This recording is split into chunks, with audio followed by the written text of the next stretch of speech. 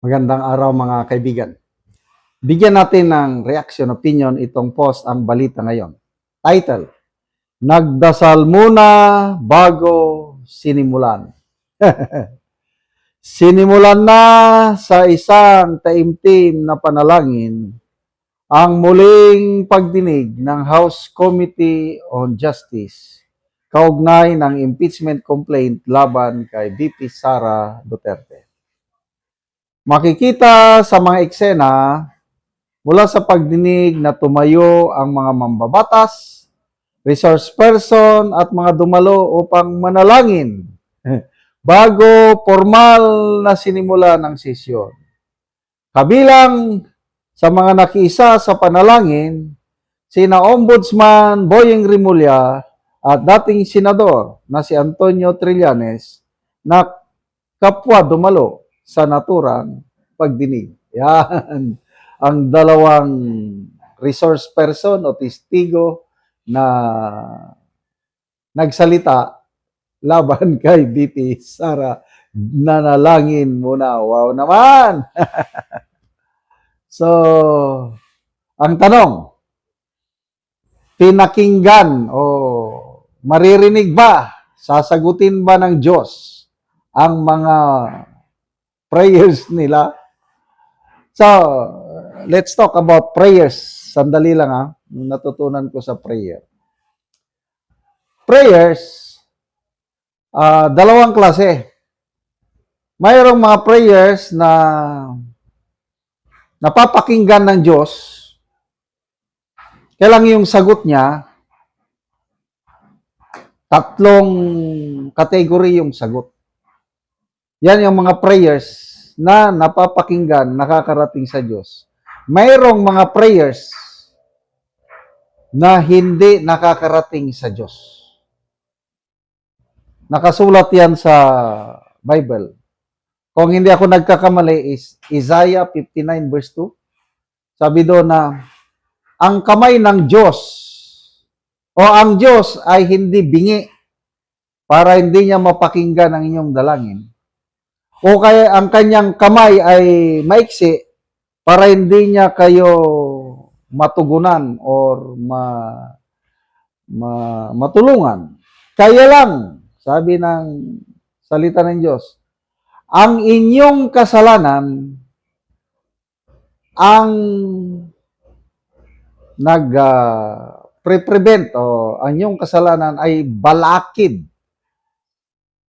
para hindi kayo mapakinggan ng Diyos.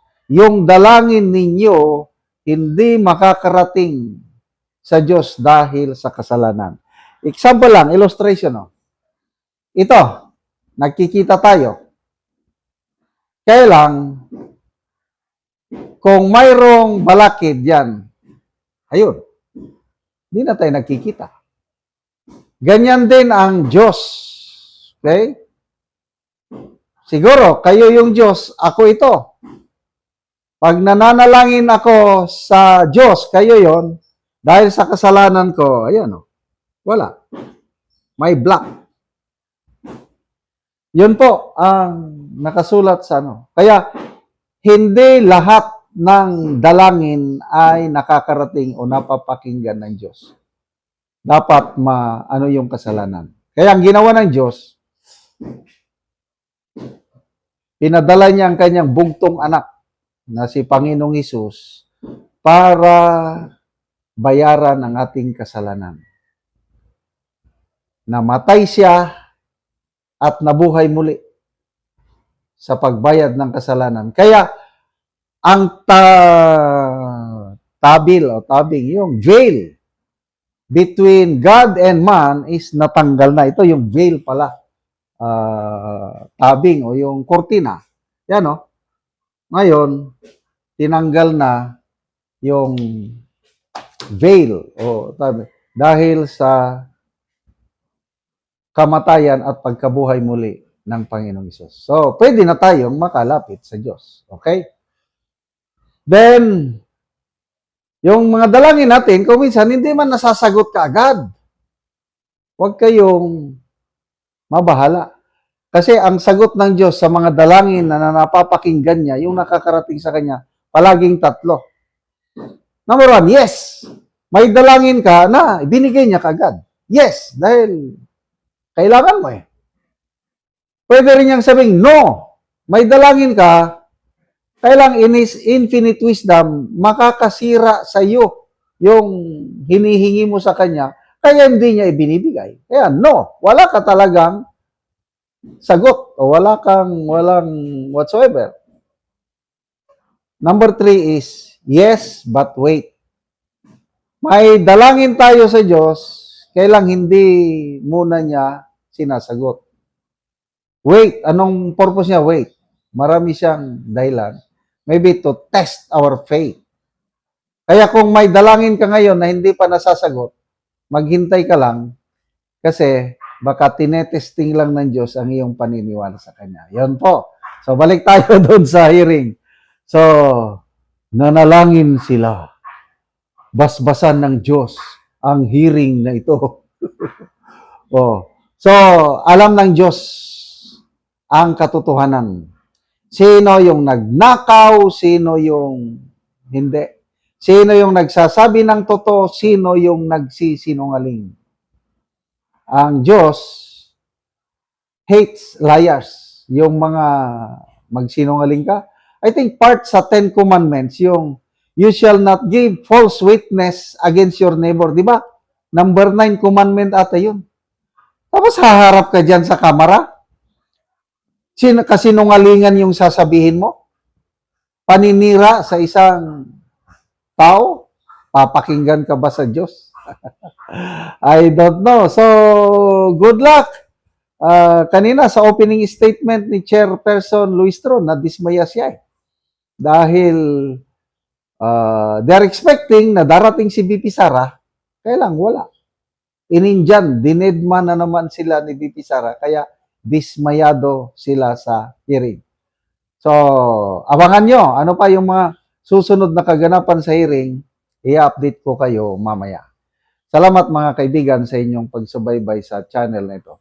Nakakatulong kayo ng malaki sa tribong talanding ng Bukidnon dahil ang sweldo natin sa channel na ito is pantulong po sa tribo. Namimigay tayo ng libreng yero at pako para makapagpatayo sila ng mas maayos na tirahan. Panoorin nyo ang video na ito. Muna ni ang atop sa natagaan ng magyero. So, gipangbutangan lang gani og silupin. Iyan ang gapan ng galon. So, muna ni kadako sa buslot sa iyang balay. Sa iyang atop. O gipang sapawan yun og silupin. Tungod kay kung mag-ulan, pero nagit sila. Gusto ko lang kayo makan bay.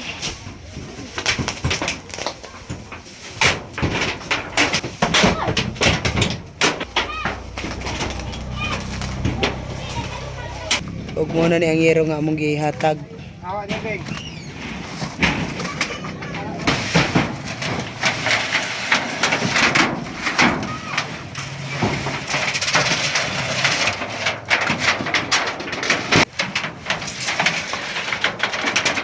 Yan.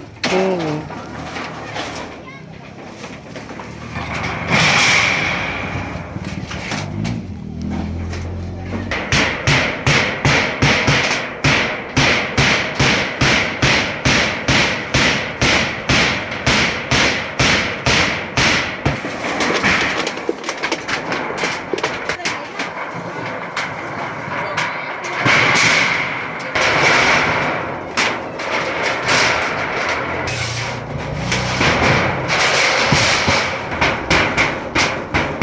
O karon humanagid sa pagatop ang yero nga among ginahatag. So maayo na gyud ang ilang atop. Salamat sa kuan Ginoo nga tagaan mi og si naay naghatag naay gihatag ang mga tawo anda mo tawang sa mo ang mga kabos.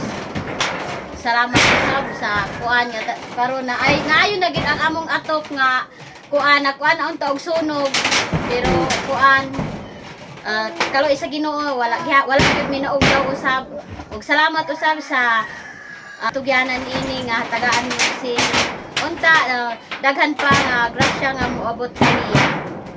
So salamat kaayo.